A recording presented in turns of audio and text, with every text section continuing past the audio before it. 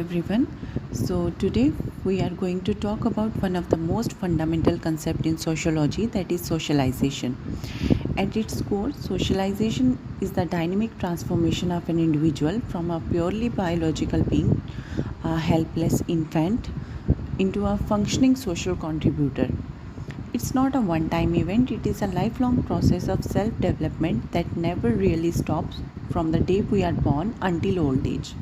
By the end of this session, you will understand what socialization means, how it is defined by key sociologists, the different types it takes, the major theories that explain how the self develops, and finally the key agents, that is family, peer, school, and the media that drive this process. So let's begin. So, our first stop will be what exactly is socialization and how do sociologists define it. We will be exploring how newborn learn values, rules, and habits, and in doing so, how they preserve the social order and bridge one generation to the next. Socialization actually serves two purposes simultaneously, one for the individual and one for society as a whole. First, individual development. Think of socialization as a personal growth engine. It's how a human being discovers their own identity and internalize the behavior pattern of the society around them. Through this behavior, children develop an awareness of the group they belong to. They preserve family tradition and they actively prepare to perform the role and the duties society expect of them. Second is the societal continuity. From society's point of view, socialization is the mechanism that passes cultures down intact from one generation to the next. And here is the important part. Without this dedicated process of training newborns, our social customs and cultural standards would not survive. They would simply dissolve with every new generation. So, socialization is really doing double duty, building the person and preserving the culture. So, let's ground this in what three prominent psychologists actually said. Firstly, we will talk about Anthony Giddens. He defined socialization as a process that transforms a helpless infant into a self aware, knowledgeable person, skilled in their own culture. His emphasis is on transformation from a total dependency to a social competence. Similarly, Peter Borsellino described it more simply as a transmission of culture, the process by which person learn the rules and practice of social group. His emphasis is on universality. This happen in every human society without exception. Similarly, Tony in 1981 framed it as a pathway through which we acquire our society's culture, our social characteristics, and our expected behavior. His emphasis is on acquisition of both traits and conduct norms. Now let's understand an important point. Socialization does not happen all at once. ये different stages में होती है. The first two stages are primary socialization and secondary socialization. Primary socialization happens during infancy and early childhood.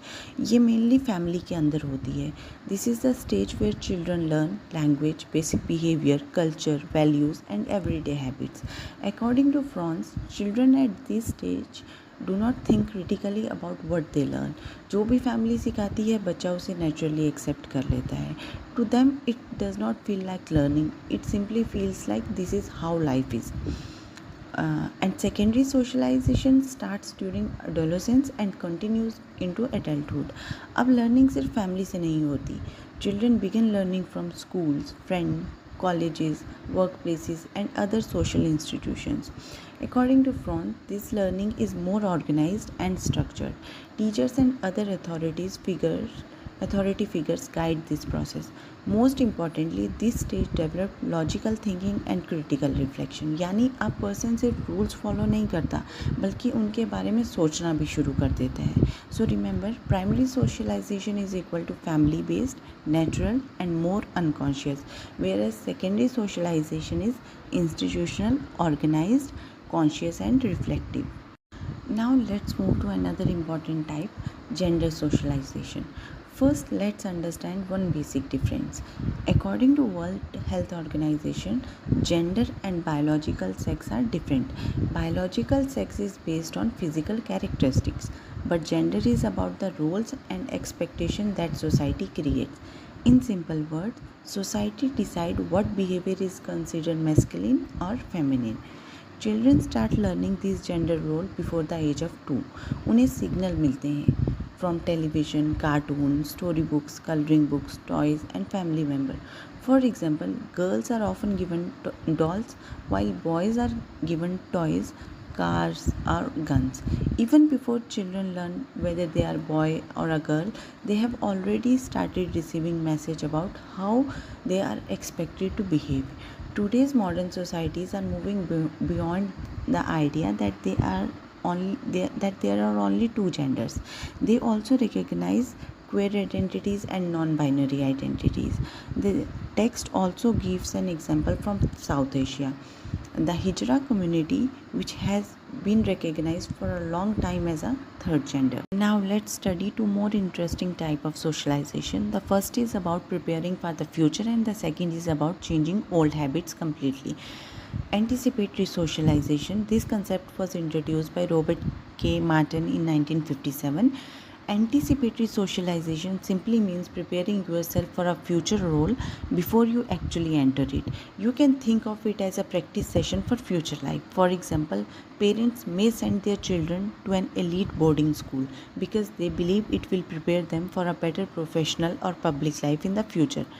यानी future role के लिए पहले से preparation करना ही एंटिसिपेटरी सोशलाइजेशन है. Second one is resocialisation. Resocialisation is almost the opposite. It means leaving old habits, beliefs or behavior and learning completely new ones. Usually this happens after a major change in life. Socialists like Goffman studied this process in places called total institutions such as mental hospitals, where almost every part of a person's life is controlled by the institution. But re-socialization also happens in everyday life. For example, before marriage, parents often guide a bride-to-be to adjust her habits and expectations for her new family. यानी नए environment के according खुद को completely adjust करना is called resocialisation. Important thing to remember is socialization never stops. It continues throughout life. In early adulthood, people learn to adjust to new career, workplace culture, marriage, new responsibilities. हर नए role के लिए एक new learning है. Later, people become parents. Now they teach their own children family tradition, custom, values and culture practices. इस तरह socialisation एक generation से दूसरे जनरेशन तक कंटिन्यू होती रहती है. In traditional societies elderly people have a very important role in family decision. और जैसे जैसे एज बढ़ती है उनका इन्फ्लुएंस भी बढ़ता है. But today's society is a little different. Now learning becomes a two way process. Older people often learn technology, smartphone, social media and modern lifestyle from younger family members. So even in old age, socialization continue. It becomes a process where both young and old learn from each other. Now let's move to one of the most important theories of socialization, George Herbert Mead's theory of the development of self. Mead explained how our self developed through social interaction. According to him, this happened in 3 stages. The stage 1 is play stage, around 3 to 5 years. This stage is called play stage. At this stage, children learn by imitating adults. For example, they play games like teacher, doctor patient, police thief, mother child. यानी बच्चा pretend play के through different role perform करता है. While playing they copy the behaviour of important people around them. Mead called these people significant others. These are the people who have a greatest influence on the child life, such as parent, teacher or close family member. Second stage is I and me. The second stage explain that our self has two parts. The first part is me. The me represents society's expectation. यानी हम सोचते हैं कि दूसरे लोग हमें कैसे देखते हैं और हमसे क्या एक्सपेक्ट करते हैं. The second part is I. The I represent our own personal response. It is spontaneous, creative and individual. Simple word में me follows society while I express our own personality. Third stage is generalized other, around 8 to 9 years. At this stage, children begin to understand the general rule, values, and the expectation of society. Now they are not thinking about parents or teachers. Instead, they understand what society as a whole expects from them. From this stage onward, children start judging their own behavior according to social norms and shared values. Now let's study another famous psychologist, Charles H. Cooley. He gave the theory called the looking glass self. The idea is very simple. According to him, our self-image develops by imagining how other people see us. In simple words, society acts like a mirror. We understand ourselves by looking at the reaction of other people. He explained this process in three simple steps. Like, first step is presentation. First we imagine how we look to other people. Second is evaluation. Next we imagine what other people think about us. And third is response. Finally, based on that imagined judgment, we develop feelings about ourselves. For example, pride, confidence, embarrassment, or self-doubt. So unlike Mead, who focuses on learning through role playing, Cooley explained that our self develop through continuous feedback from other people. In simple word, हम अपने आप को society के mirror में देखकर समझते हैं. Now let's move to third theory. The third theory is of Sigmund Freud. Freud explained socialization through three parts of personality. These are id, ego, and superego. The id is the most basic part of our personality. It is unconscious, impulsive, and pleasure seeking. It wants immediate satisfaction without thinking about society's rule. For example, a small child crying loudly in a shop until parents buy another ice cream or dessert. It सिर्फ अपनी wishes को immediately पूरा करना चाहता है. Then ego is the practical decision maker. It balances our personal desires with the rule of the society. For example, you may want to buy many things during a sale, but finally you purchase only what you really need. यानी ego practical और realistic decision लेता है. Then comes superego. Superego represent our moral values, ethics, rule, and ideals. It tells us what is right, what is wrong. For example, even if nobody is watching, you don't steal something because you know it's morally wrong. Super ego हमारी concise या moral voice की तरह काम करता है. So the very basic idea of this theory is throughout life the ego keep balancing the wishes of the id and the moral rules of the superego. यानी balance बनाना ही socialisation की process है. This is not a one time activity, it is a continuous process that goes on throughout life. Now that we understand the major theories of socialization, let's move to the agents of socialization, the people and the institutions that actually help us learn social behavior. Agents of socialization are the people and the group that help us understand the values, behavior, and the culture of the society. Let's begin with the two closest agents, family and the peer. Family is the first and the most important agent of socialization. It is the child's first contact with the society. Family teaches us language, love and affection, manners, discipline and basic social behavior. यानी socialization की शुरुआत घर से ही होती है. Research also show that children who grow up in a stable and emotionally supportive family adjust better during adolescence. एक healthy family environment बच्चों के overall development में बहुत important role play करता है. The next important agent is peer group. Peer are the people of the same age group, such as classmates and friends.